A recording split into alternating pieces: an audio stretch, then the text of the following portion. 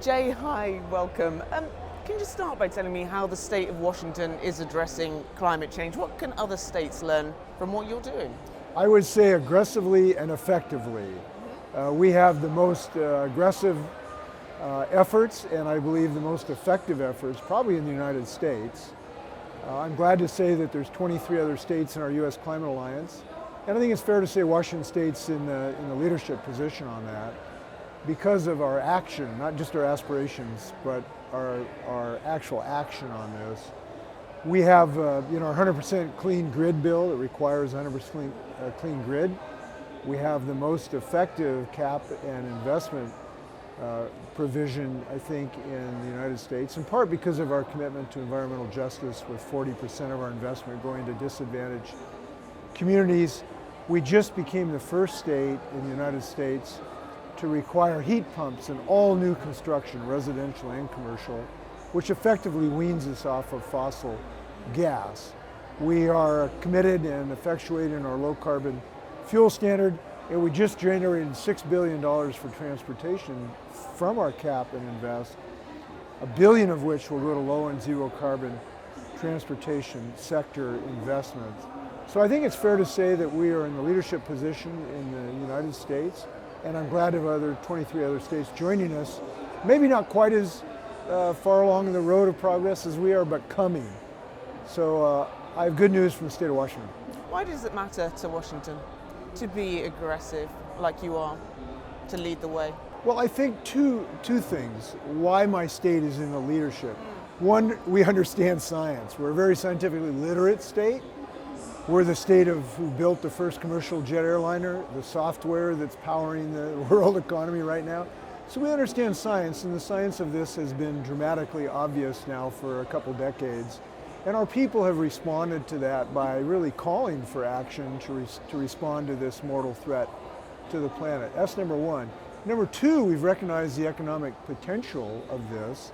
We are one of the early adopters that are growing clean energy jobs by the bucketful. I can't turn over a rock in my state without knowing an entrepreneur and a skilled working group from the new silicon anode batteries in Moses Lake, to the largest manufacturer of photovoltaic cells in Bellingham, to the largest manufacturer of the biggest fuel cell motor in the world in Soto, to the first electric airplane, very first electric airplane that flew a couple months ago in Moses Lake, designed in Arlington, Washington. So we're seeing the results of job creation and wealth creation through clean energy. Those two things combined, also having a governor who's very committed to this, helps. It does.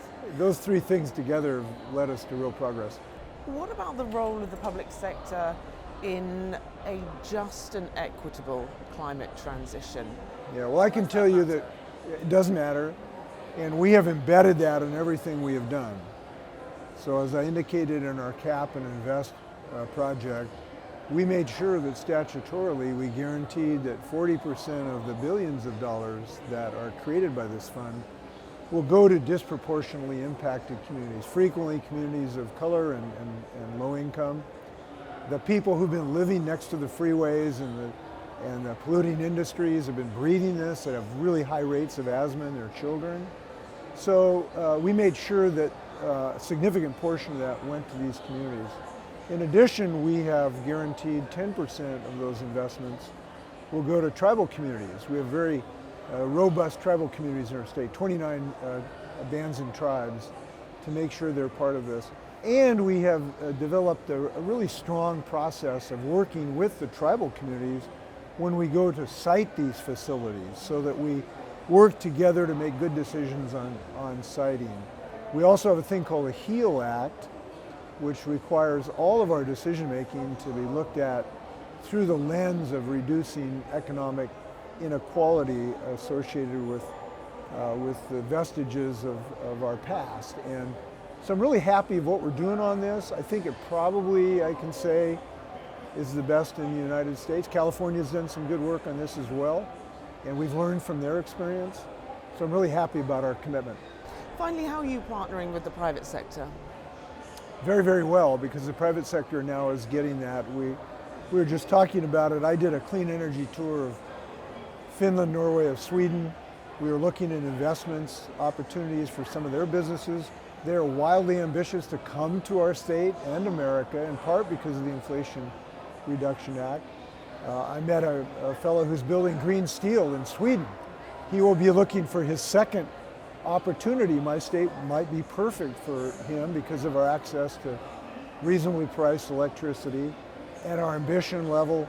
I talked to an electric airplane manufacturer in Sweden as well.